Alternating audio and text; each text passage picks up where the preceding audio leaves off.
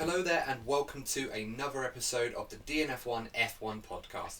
I'm your host Adam Burns, and coming back with us after his little stay vacation, if you like, is Mr. Courtney Pine. So Courtney, you were terribly missed in last week's podcast, but we managed to get through this, of course, with my good friend Lee, managed to help us out. But first things first, how was your vacation? Did you have a good time? Were you well rested?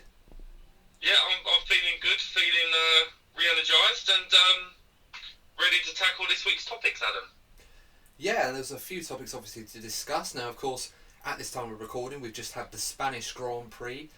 One of the races that tends to not necessarily deliver classics, I think is fair to say.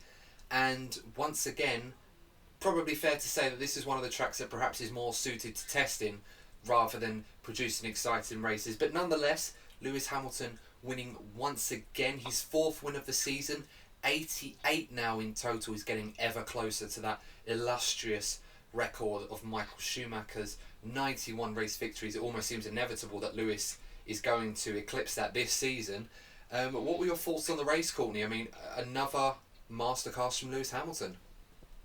Yeah, I mean, after last week, seeing how much Mercedes seemed to struggle in the heat, they come to a circuit where, we was expecting high temperatures again, and despite being dominant in qualifying, there's a lot of talk of Max Verstappen being the main threat and being able to get Mercedes on race pace, but it didn't quite materialise this time, did it? No, in the opening stint, it looked like Max was doing well to stay with Lewis, but obviously as the race unfolded and transpired, it became more apparent that the main reason for that was because Mercedes were managing their tyres, I should say, learning the lessons perhaps of the last two races at Silverstone where they had tyre issues for different reasons. And in this case, Lewis managed his tyres very, very well, looked after them. It wasn't as hot as we thought it was going to be. Certainly wasn't as hot as it was on Saturday and Friday. So Mercedes were very happy about that. But at the end of the day, Red Bull just did not have the pace to beat Lewis Hamilton and Mercedes today. Although it should be said, big achievement for them to get second place. I think it's probably fair to say that that was the absolute maximum they probably could have hoped for in terms of their own racecraft without any intervention or retirements going their way.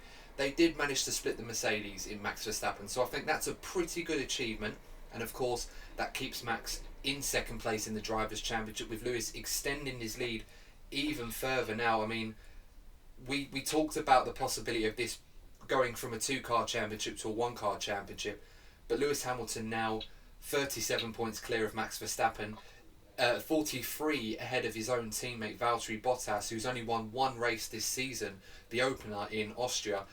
Is it fair to say at this point, Courtney, that this championship is looking very much Lewis Hamilton's to lose? Well, yeah, I mean, putting aside some very bad luck or issues with reliability, I doubt the odds are very big in the favour of Valtteri or Max.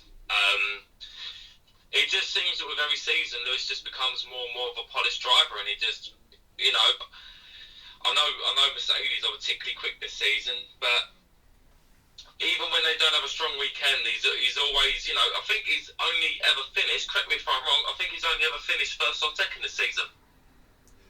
With the exception of the Austrian race, of course, he finished fourth because of the time penalty. But you're right, he's been on the podium, the top two, in every other race other than the first race of the season. Yeah. Even then, fourth position is not exactly something to be sniffed at. Of course, perhaps one record that Lewis Hamilton isn't going to achieve this season, not that there are plenty that he will probably achieve this season, is the record of finishing on the podium in every single race, which of course Michael Schumacher has when he did that in 2002. So again, we're picking at straws here. I mean, I don't think that's slightly in Lewis Hamilton's mind at all, especially after the first race of the season. But yeah, you're right. Once again, controlled the race, got a very good start, which is always a bit difficult in Spain because you've got that long run down into turn one, and the last thing you want to do is get bogged down off the start and end up having to be slipstreamed and overtaken by cars behind you.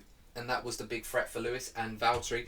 And of course, Lewis managed to mitigate that very well and control the race, but Valtteri Bottas once again making a small error of judgment, not really getting the cleanest start off the line, and then allowing himself to get passed not only by Verstappen but Lance Stroll as well into turn one, and it really compromised his race. And even towards the end of the race, where it seemed like he might have the tyres and the speed to catch Verstappen, it just never really materialised. So in the end, he did the next best thing, which was to pit onto a set of mediums, fresh mediums, and go out and set a fastest lap, which he did. So he only lost 9 more points. But again, it's week after week now, race after race, where no matter what Valtteri is doing, something is happening. Either he makes a mistake in judgment, or gets a bad start, or strategy doesn't go his way like it did in the F1 70th anniversary race last weekend. Right now, it just seems that Lewis has Valtteri very much in his pocket right now. Yeah, I mean, I think one of the telling points in the race, I know it wasn't the most entertaining races, but I think one of the telling races, one of the telling moments between Lewis and Valtteri was the choice of tyre from the second stop, because, as you already stated, Valtteri went on to use softs. Yes. On the second stop, and that was going to do the same for Lewis, but Lewis said no, I feel a lot better on the mediums. And he managed to stretch his advantage over Max. And maybe if Valtteri had chosen to go into those mediums on that second stop, he might have been able to have caught Max. And it's just those little things, you know. Even when you can even like compare Valtteri to Rosberg. Rosberg challenged Lewis a whole lot more than Valtteri did, and this whole number 2 driver, you know, status and the memes that you see about Valtteri Bottas are becoming as apparent as ever this season. Well, I mean, we should give Valtteri the benefit of the doubt. I mean, we've often talked about, is Valtteri good enough to beat Lewis Hamilton over the course of the season? I've been very open about this, and as much as I respect Valtteri's talents and as good a driver as I think he is, I just don't believe he has enough in him mentally and talent-wise as a driver to beat Lewis Hamilton over the course of a season. I think we all saw what it did to Nico Rosberg mentally, and I think it was a testament to his talent and mental strength to take everything that he had taken against Lewis and then eventually beat him in 2016 with some fortune, but of course won it on merit in the end. I just don't think Valtteri has that, and because of this... Sorry, Adam, go on. Just go again, mate. Sorry, no, that's okay.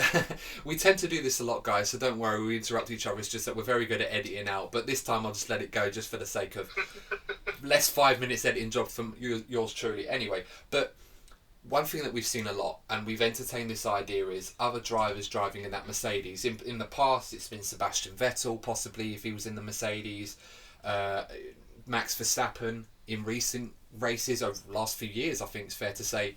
Everybody wants to see Max Verstappen against Lewis Hamilton in equal cars and equal performance to see who really is the top driver in Formula 1. I think you and I both agree it's probably Lewis at this point in time, but once again, Max is in a Red Bull that shouldn't really be going toe-to-toe with the Mercedes. He's doing a much better job and getting better race results than Valtteri Bottas. So there's that added pressure that Valtteri is dealing with. And of course, we talked about before last season how Valtteri was struggling in his personal life, and obviously I won't bring too much into that, but he was going through a very difficult divorce, which can, you know, I'm not married, I'm not attached or anything, but I can totally understand how difficult that can be and strenuous on a person, even in the most amicable circumstances. For what I understood, there wasn't any sort of friction between him and his ex-wife, but nonetheless, it's a great ordeal to deal with. And this season, obviously, he's got a new girlfriend, she goes to the races with him, he seems a very much happier person. And that would normally translate into his driving, but as it happened last season, Valtteri getting that early momentum in the first race and just doesn't seem to have that ability to sustain that brilliance, or at least keep Lewis Hamilton behind him over the course of the season. And we're already seeing it again this year. So quite a difficult period for Valtteri to deal with. It seems almost like last week, no matter what he does, he just cannot seem to be able to beat Lewis at the moment. Well, I'd like to make 2 points, because you know what, you've made a lot of good points there. You've covered it pretty well. But the first point I'd like to make is that they've been racing, this would be the 4th season? Yes. 4th season where they've been racing in the same team. And I'm sorry, like, if you have a look at, you can only compare it to Nico. With Nico, he was challenging Lewis in 2013, they were pretty close. 2014, close again. 2015, Lewis was, you know, I think Lewis went with a couple of races to spare, and then obviously we know what happened in 2016. So they've been close, there or thereabouts within their time as teammates. With Valtteri, we haven't seen this at all. This would be almost 4 seasons. And I can't see. I mean, I just can't see it happening. You know, Lewis seems to be breaking records. You know, almost becoming the best of all time in terms of statistics, while Valtteri's struggling. And I just can't see how that would change. But on a lighter note, I also I'd like to say that I love the fact, Adam, that you just threw in that little piece of information. You're not attached. So you ladies out there, Adam Burns, the host of DNF1 and our great editor, is indeed single. So if you are interested, feel free to contact us, and you never know, good things might come from it.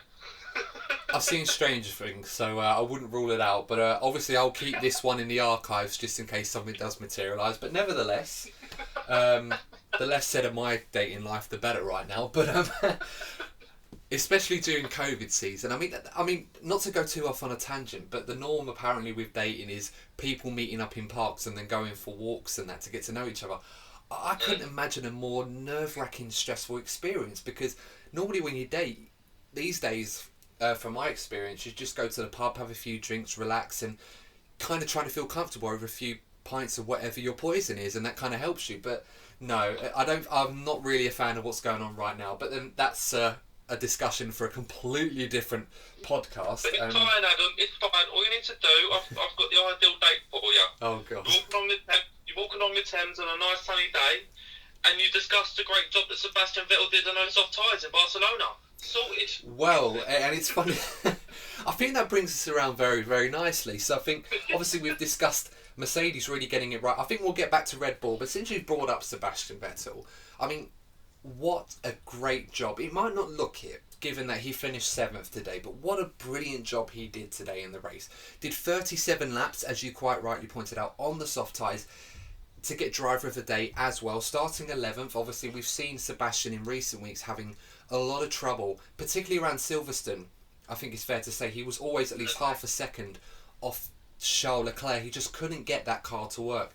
Had some changes to the car, had a brand new chassis bought in. Of course, there was a bit of a crack on it. They didn't think it was related to performance, but he felt a little bit more confident in the car this weekend. Not wholesale, but definitely a bit more.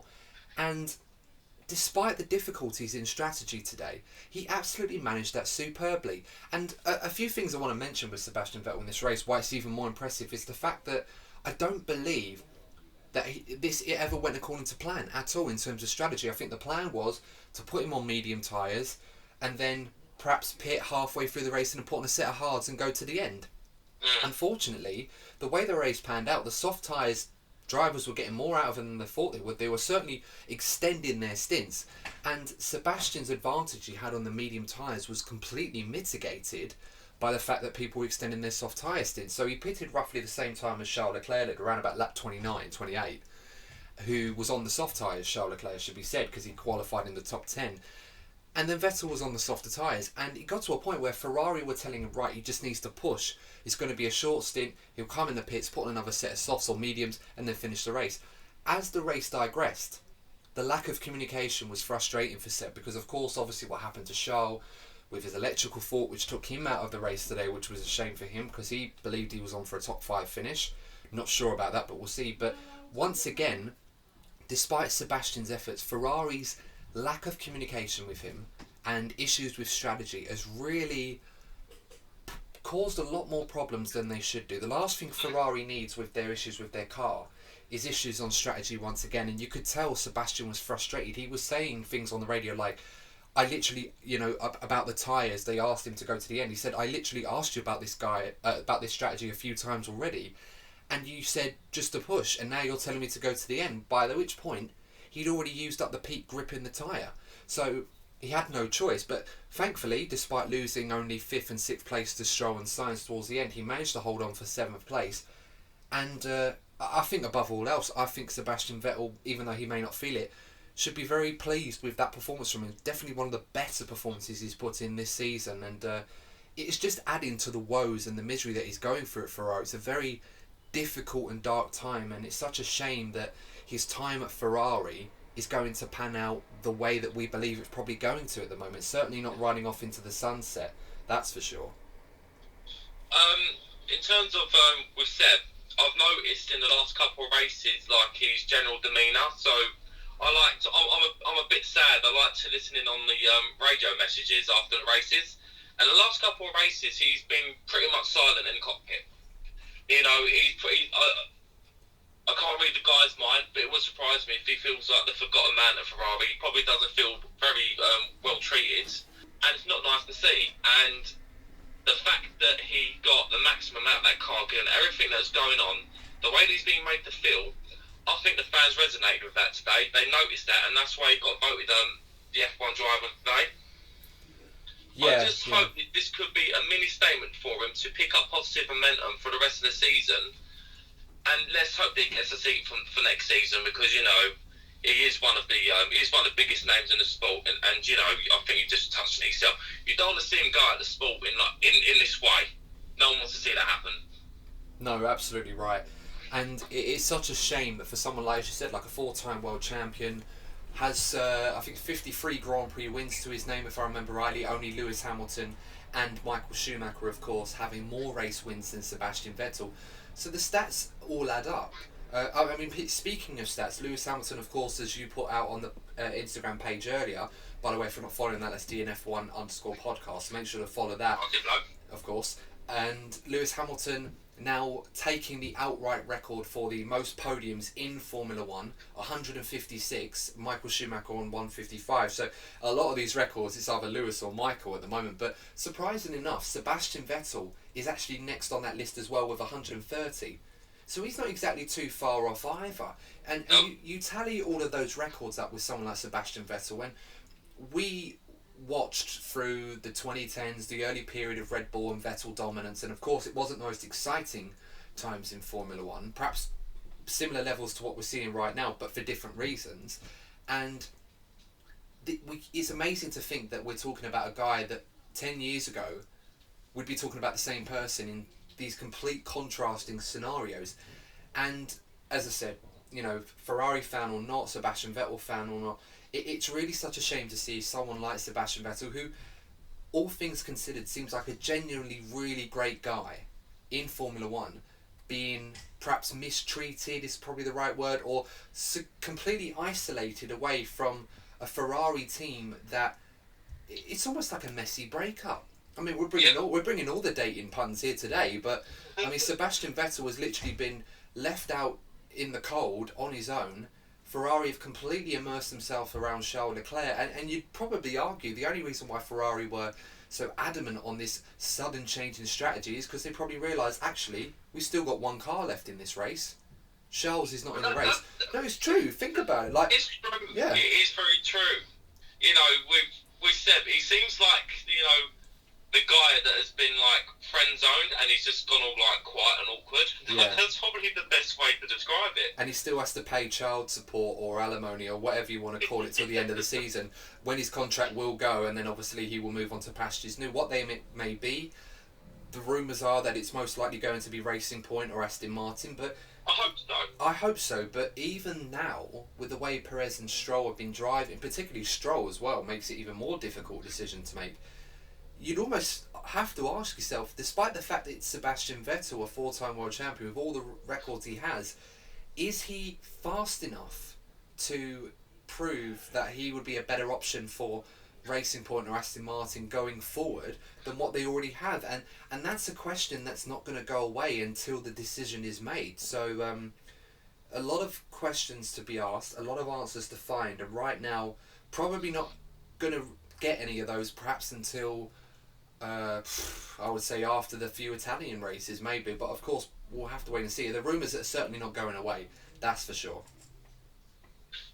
Well, if he continues to have races like this, there surely needs to be considered, because, you know, we've touched on this topic conversation many times. I would not like to see Sebastian Vettel leave F1, you know, ending the season the way it's currently been going. No one wants to see that. I mean, he's 33 years old. I mean, we're talking about a guy who could potentially not be on the grid and retire from Formula 1, yet it feels like he's been in F1 for a long time. He's been in F1, I think, 2006 it was, or 2005. He had a brief stint for BMW Sauber, might have been. I think it was one of 2006, it might well be. and then obviously going into Toro Rosso and the rest was history. But yeah, it's hard to imagine Formula One without Sebastian Vettel. I mean, there's going to be a lot of drivers, of course. In other episodes, we'll talk about in the future about the driver market situation and what drivers can come up from the junior categories in F2. I mean, Alfa Romeo in particular, they've got a big head scratcher for next season, what they're going to do with the Ferrari Driver Academy youngsters doing so well in F2. But right now, yeah, difficult times for Sebastian Vettel, and Ferrari obviously looks like they're just playing this out. I think we can both agree that the problems Ferrari are having, the problems Sebastian Vettel and Charles Leclerc are having to deal with at the moment are primarily to do with the car. I think if the car was much more competitive along Red Bull Mercedes pace, or at least Red Bull pace, I don't think we'd be having these issues with Sebastian Vettel. It'd be a lot more similar to 2019 where... Yeah, it wouldn't be as bad, of course not. Yeah, I think Ferrari's biggest problem would be them two tripping over each other, like they did towards the tail end of last season. But we'll move along. Of course, we can talk about Ferrari for ages, what's going on there. I mean, we have plenty of episodes, guys, talking about Ferrari in particular, so definitely check those out if you want to know more about that situation. But we'll move it back to Red Bull. Max Verstappen, once again, as we said earlier, second position in the race, third in qualifying, extracting the absolute maximum he can out of his race. And I've said this before in other episodes of this podcast, and I'll say it again quite often like Martin Brundle does, but thank God for Max Verstappen right now. It's similar vibes to when Fernando Alonso was in the Ferrari and putting pressure on the Red Bulls in 2010 and 2012. That's what we're getting right now, and it's hard to see what Red Bull can do to overhaul Mercedes, at least this season. But at least for now, it's good to see Max Verstappen at least not making it easy for Mercedes. It's making them think or sweat a little bit on strategy. They're not all having it their own way, so that's something at least. Yeah, it's a combination, I feel, though, with this season. I feel there's a combination of how good Max has been for Red Bull and how poor Valtteri has been for Mercedes. Because if we even look back to last week, I know he won the race and he deserved to win, but I do wonder how that race could have panned out if Lewis had started on pole instead of Valtteri. Yeah, there's a lot of questions over that, and a lot of what ifs, and as we said quite often with Valtteri, in qualifying, Spain has always been a good track for Valtteri, and in previous years, despite the fact that Lewis has now won there 4 times in a row, as you know, that aside, and Valtteri's qualifying pace has always been impressive in Spain, but for whatever reason, it's just not able to finish it off in the race. And of course, this season, Lewis seems to have had a tenth or two more, with the exception of the opening race. So, as I said before, it seems like no matter what Valtteri's doing, he just cannot deliver. And right now, I think his biggest concern is beating Max Verstappen, let alone his teammate. Yeah, it's been impressive. He's always there. The moment Mercedes make the slightest slip up, Max will be there to pick up the pieces. Yeah. And you could argue, without incidents that happened in Austria in the Styrian race, that Max could very much be close to leading this World Championship. That's how good Max has been this season. I think we should never discount that. But questions for Mercedes. They've got Valtteri on for next season, so a lot to think about. And of course, Red Bull, they are now in that precarious position that I mentioned last week's episode, where they have an elite level driver that wants to be competing for race wins and world championships every season. We know he can do that. But unfortunately, they've not been able to give him the car that's capable of doing that, probably ever in his time, I think it's fair to say, since he's been at Red Bull in 2016. I don't think he's ever had a car capable of winning a world championship.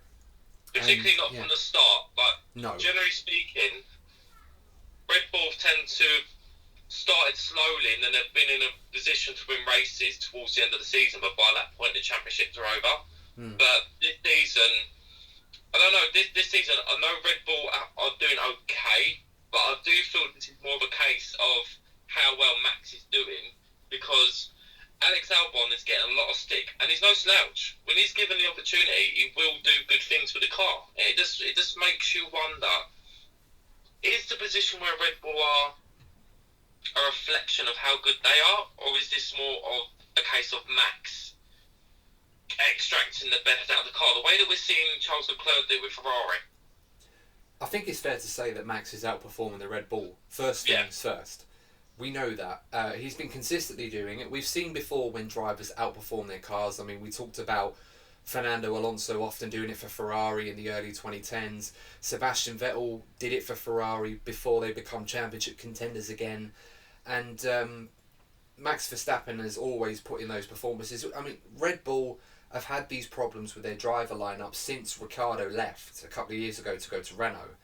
They've not had two drivers capable of taking it to the Mercedes. And this has been a problem for Red Bull and Ferrari in particular over the turbo hybrid era.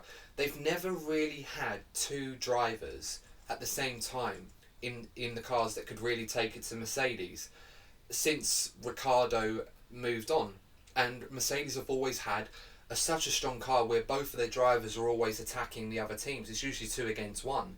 And, we saw that today. And Mercedes, at very worst, will end up with a first and a third. But they won't care because they've won the race. It's not like what happened last week where Max really took it to them, threw them off, and with the conditions and everything else, got the job done.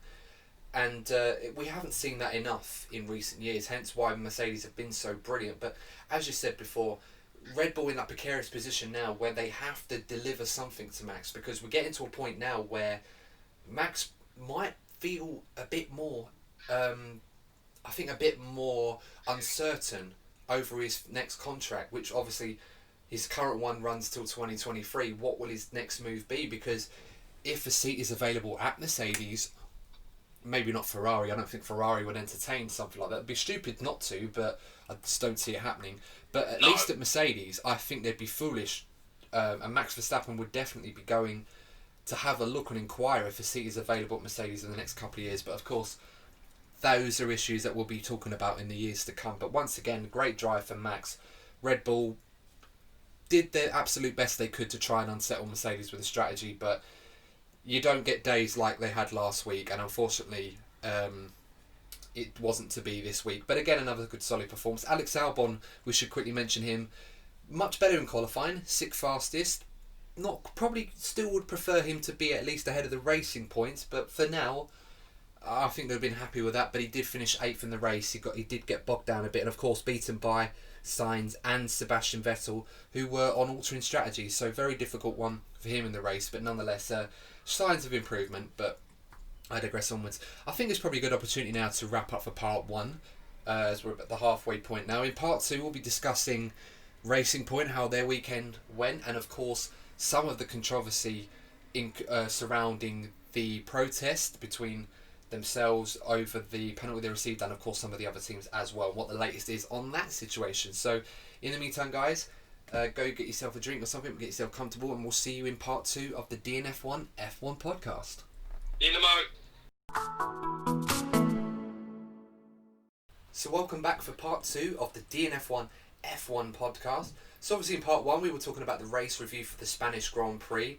As we said, it wasn't exactly one for the history books or the archives that we'll see on Classic F1 anytime soon.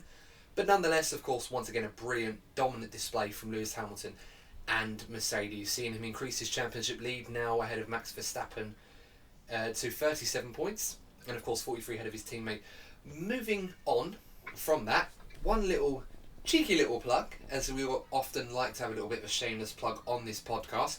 For those of you that have been following us for a while now, know that we put out a beginner's guide to Formula 1, and we split that into 2 parts, with part 1 that's doing really, really well. It's nearly hit the 300 views mark on YouTube. Now, of course, 300 views doesn't sound like a lot, but to us that's massive. We never thought in our wildest imaginations, after doing this for such a short time, we started this up in February, that we would have anywhere near that kind of attention. I mean, 300 people, that's like a few cinema screens basically full of people watching a video that we've made. And as a content creator, or as we are very, very new content creators, that means so much to us that you guys are supporting us and watching our content. We really appreciate that. And of course, if there's anything you guys want to see in particular or want to know that we didn't cover, do let us know. And of course, part 2, we did put that out on Friday, so if you haven't seen part 2 and you were eagerly awaiting that, make sure to check that out. It's on the YouTube channel now, and that's DNF1-F1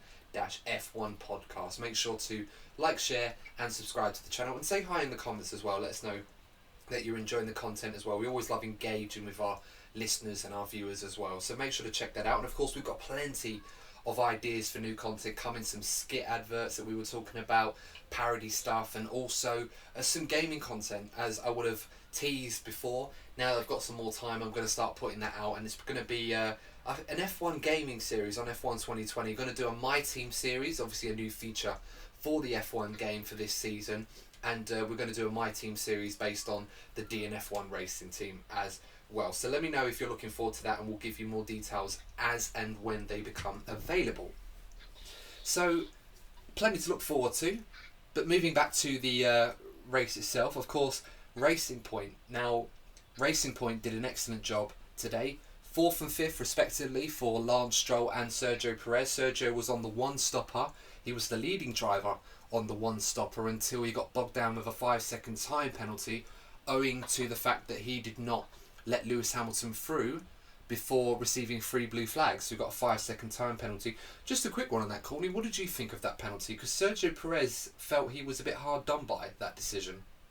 Yeah, looking at the footage, I did feel it was a bit harsh. It wasn't like he impeded Lewis too much, and I didn't hear any complaints on the radio from Lewis. So yeah, it seemed a bit harsh, but you know, got to say how impressive it was for Sergio Perez to recover from coronavirus and just get straight back into the car and deliver and get the result that he got. To be honest, I'm truly impressed by it, because he could have come back, could have felt groggy, he could have felt out of place, because you know, when you are a sportsman, a lot of it is to do with momentum, and he'd lost that, but he'd come back in. It was as if he'd never been away at him. Yeah, you're absolutely right. Sergio put in an excellent performance, drove a good race. Obviously, he was on the one-stopper, so that second stint was a very long one. And yeah, I remember watching that incident back, and it seemed to be one of those, it's a bit 6 of one, half a dozen of the other, because as he went down the back straight into turn 1, he had hit that 3rd blue flag just at the breaking point. And I think the argument the FIA and the stewards have put forward to penalise Sergio Perez in this instance is that Lewis Hamilton was the one that had to make the move to overtake him, rather than Sergio Perez moving off the racing line and allowing Lewis to just drive on without impeding him. Of course, as we saw, Mercedes, I think everybody was lapped with the exception of Bottas and Verstappen, which was incredible, to be honest. I think another achievement for Max that he was actually on the same lap as the Mercedes. But nonetheless, I think a little bit harsh perhaps. But I can understand why the FIA needs to... I think they need to probably clamp down on things like this, because I think we've seen often in the past, as we said, our outro video parodies on this with the blue flag situation, particularly with Sebastian Vettel in the past. Ironically, had to let Bottas through with a blue flag to avoid a penalty himself.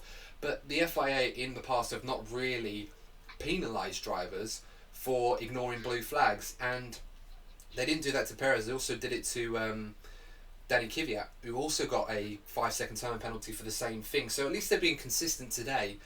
Unfortunately for Perez, despite a massive effort to finish in the top 4 on the road after recovering from COVID, as we said, he missed 2 races, so he really needed to put in a performance today, and it's caused him to have that penalty, which is unfortunate. But I think Racing Point, above all else, should be very delighted. It's their best performance in a very long time, best since they've had this if you like, the Racing Point Mercedes W10 mock-up version that they've prepared for this season, which has been at the centre of a lot of scrutiny. Now, I didn't get your opinion on this last week, Courtney, when I was talking to Lee about this, and he had some interesting views on this. And of course, if for those of you that didn't see that episode, make sure to check that out. It was last week's review of the 70th anniversary Grand Prix. But of course, since then, Racing Point had the penalty. 15 points were docked from their constructors' total, 7.5 per car, and a €400,000 fine, 200,000 per car, for having brake ducts which were deemed illegal. However, or copied versions from the Mercedes from last season that were not on the Racing Point last season. That's where the argument kind of is at the moment, and it's such a confusing and a difficult argument to really decide and deduce who is actually in the right or wrong in this situation, and we won't do that on this episode. But what I want to get, Courtney, is your thoughts on this appeals process. Do you think that ultimately this penalty or the sanction that Racing Point have received from the FIA, do you think it's too harsh or on the money, or do you feel, or puns aside, or do you feel that perhaps it's not harsh enough? I think it depends on how much information on the car that other teams have, because it looks just like last year's Mercedes, and there are a lot of parts that are the same, but it depends on the intricate details of the car, and only those within the sport itself will know this. So if they come out to find more details, like for example communication between themselves and Mercedes, and it turns out that it is illegal, then of course they have a right to appeal. But if they are only acting on limited information, then it almost looks salty from other teams. But then on the flip side to that, what you don't want to see going forward, maybe you want to see Racing Point being made an example of, because what you don't want going into the coming seasons, particularly with teams needing to cut their budget, we don't want to be seeing you don't want to be seeing, for example, 3 copies of the 2020 Mercedes and 3 copies of this year's Red Bull. You don't want to be seeing that. So I have mixed feelings on the matter. If they've gone well within the law, then fair enough. But if they have broken any of the rules, I would like to see it penalised, because, as I said, I don't want to be seeing Mercedes A, B, C, D going into the future. Yeah, I think that's a fair point to make. And the FIA have stressed that they have taken strides to make sure that this sort of thing does not happen again. Unfortunately, it doesn't really sit well with some of the other teams that are competing with them, the likes of McLaren, Renault, Ferrari, 3 of which who were protesting and seeking an appeals for this decision with the Court of Arbitration of Sport, who have been very, very busy themselves with the Manchester City situation. But that's, as I said, another topic for another show.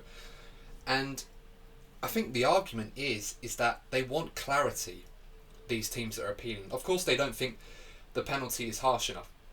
I think we need to be honest about that. Renault and Ferrari in particular do not feel that the sanctions are harsh enough.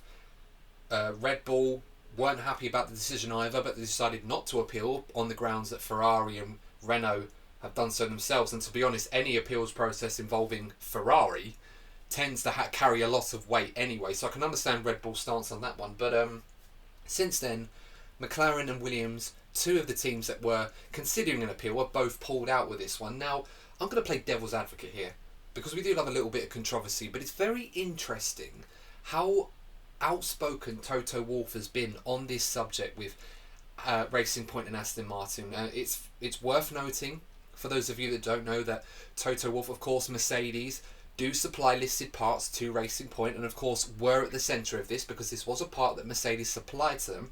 However, it was a listed part at the time of purchase, but because they didn't use the rear brake ducts on last year's car, which they used on this year's, it's deemed that they've basically designed it using intellectual property belonging to another team supplied to them.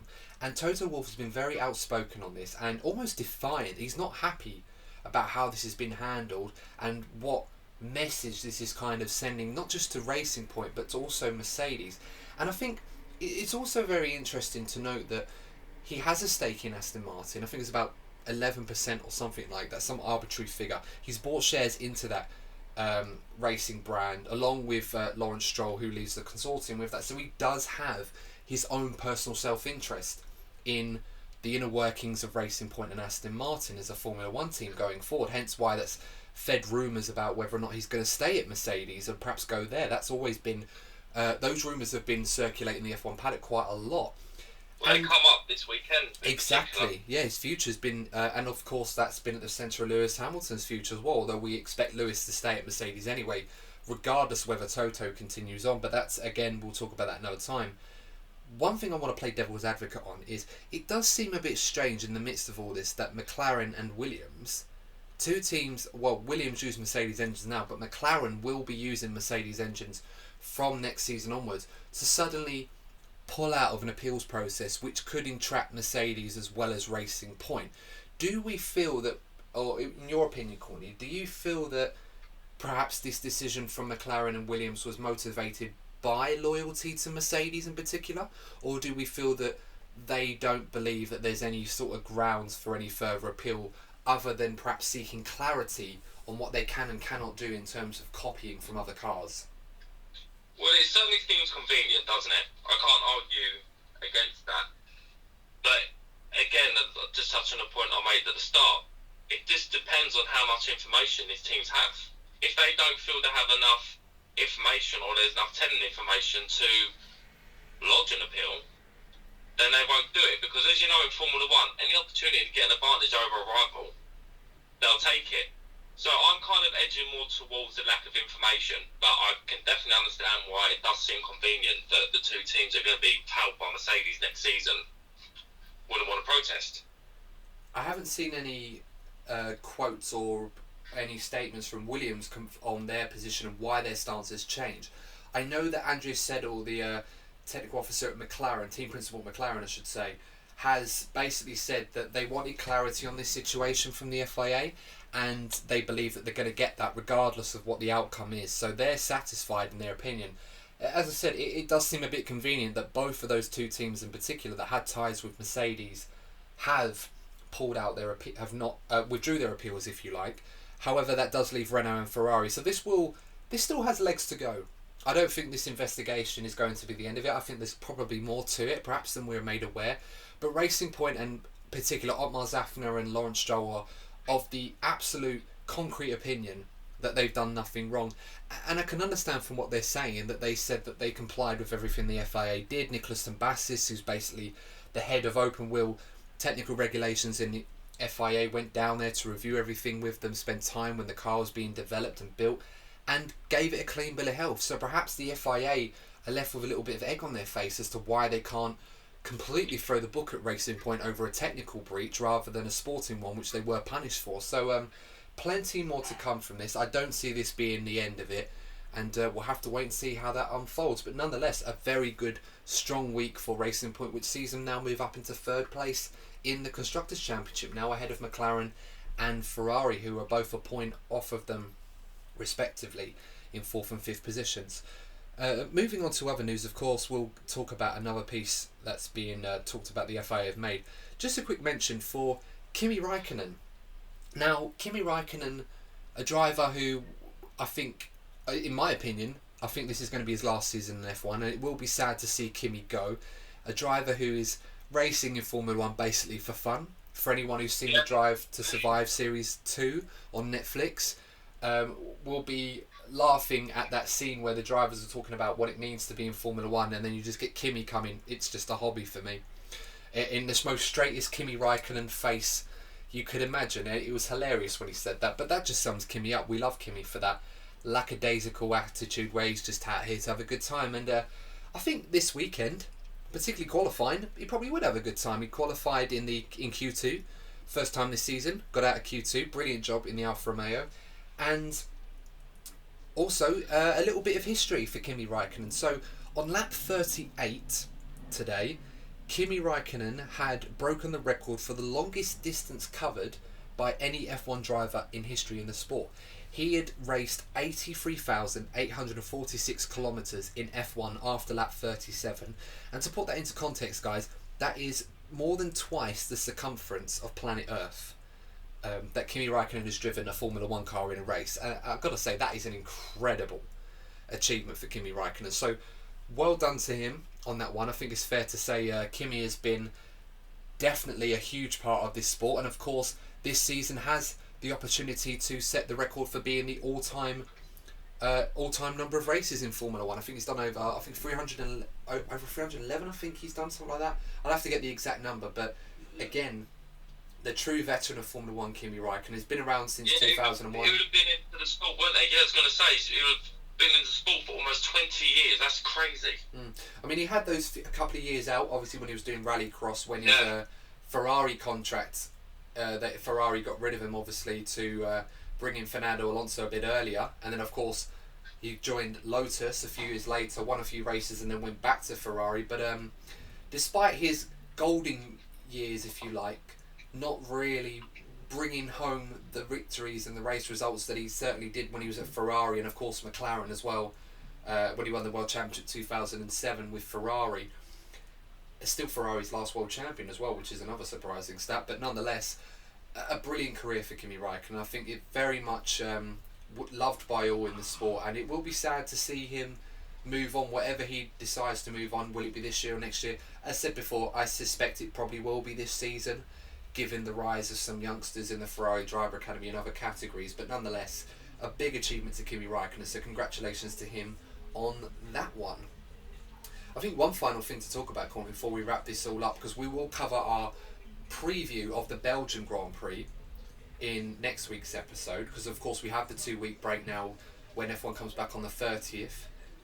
And if you do hear some music in the background, guys, I do apologise for that. One of my neighbours not being very considerate as they're driving past, but nonetheless, we will move on. And the one thing I just wanted to talk about the last couple of minutes of this episode, Courtney, is a quick rule change that the FIA have gone down. They've decided to eliminate contrasting engine mapping modes between qualifying and the race. So, to put it in a short story for everyone, or short summary if you like, the FIA have basically outlawed things like party mode that you would have heard quite often with Mercedes, and the aim is to stop teams from using different modes between quali and the race. Now that doesn't mean to say that Mercedes can't use their famous party mode anymore, but it means that they can't use that in qualifying and then not have that in the race. So they have to be consistent in qualifying and the race. So if you run an engine spec in qualifying, you have to run the same engine spec in the race. And as I said, the aim of it, I believe, is to try and make slow Mercedes down so they're not so dominant in qualifying, because in some races they're 7-8 tenths a second. In some cases they were a second and a half quick. I mean, Barcelona's a Mercedes track, but it was ridiculous how much faster they are than everyone else. So I think that's the aim, to slow them down in qualifying, maybe not necessarily the race. But I think the downside to this, why this might not necessarily prove successful in my opinion, is the fact that Mercedes could probably take this information, run dyno tests on their engine to find out what is the absolute maximum tolerance they can get from their engine, because we know they don't push them that often, only when they set the fastest lap on the final lap because they're taking the mick on old tyres. But this may end up resulting in Mercedes being faster in the race rather than being faster in qualifying, if that makes sense. What do you think, Courtney? Well, I just think you just hit the nail on the head there, to be honest, mate. You're right, if they do some testing on their car and see how they can get the pure maximum out of it, then we could well be seeing that in the race, because you've seen with dominant teams in Formula 1 before, particularly Red Bull resonates with me, is they were often winning races by sometimes over a minute. And I just get the impression that, whenever like Mercedes have been like far ahead, they never really go any more, like 20 seconds at a push. You never see them really dominate by like a minute, like other dominant teams in F1 are. So this could spark this kind of result going forward.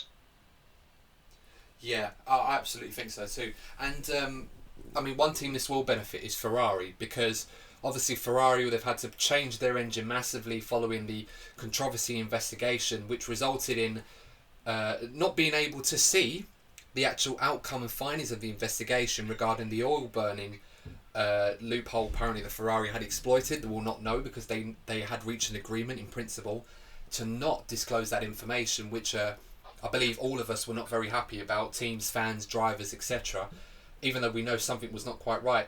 And you see these sorts of things, and I think Ferrari will probably be happy, because their new engine, they claim, does not have a party mode like it used to. And if that is the case, that will make Ferrari a bit more competitive in qualifying. However, that comes into effect in Belgium. Probably a great place for that to come into effect, because that's going to be a track that's very power sensitive, and of course Ferrari be very happy with that news. I don't think anyone else is totally thrilled about it. But as I said before, I think what we may find is this might make Mercedes a bit more dominant in the race rather than in qualifying, so might be a little counterintuitive almost there. But I agree. I mean, going into Spa as well, Jeez, because, you think about, God, the long straight going up the hill, Jesus. If you think, over how many laps is it usually in Spa? 44. Jesus. Yeah.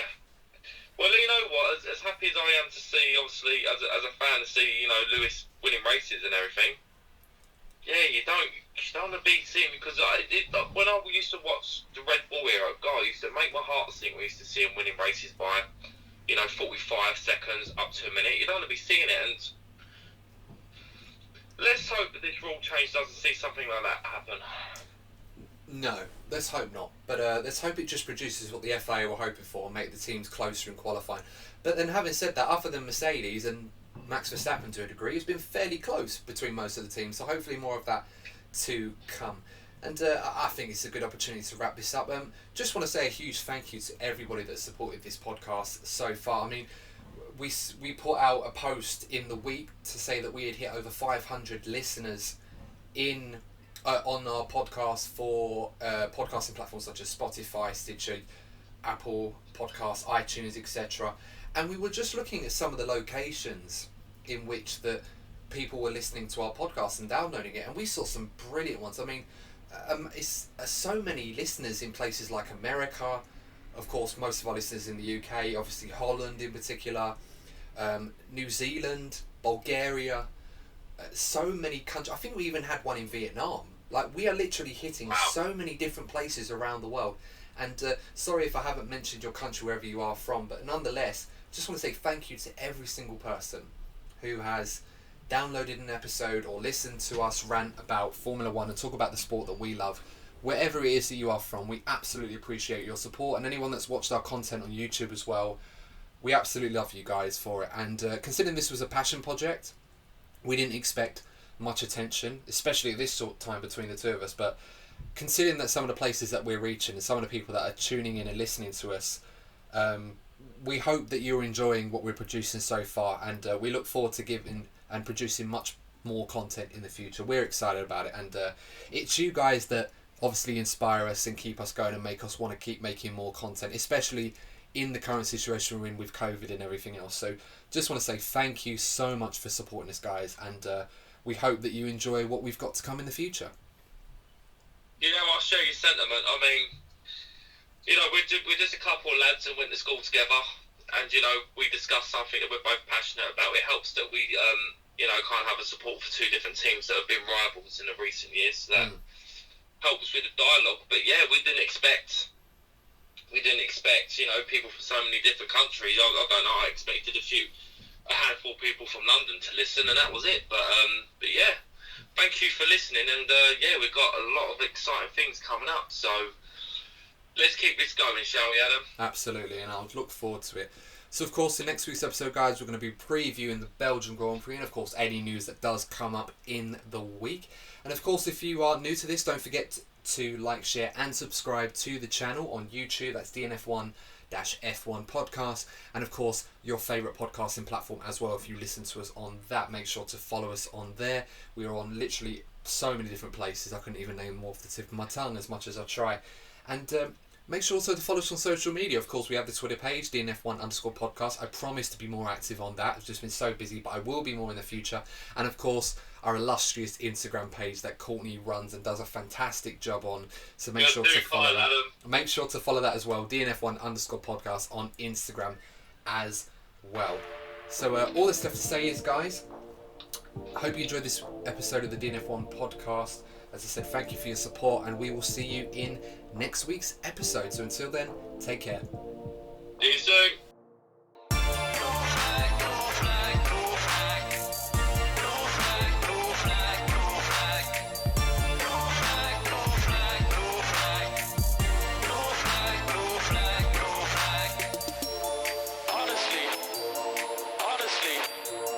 Honestly, what are we doing?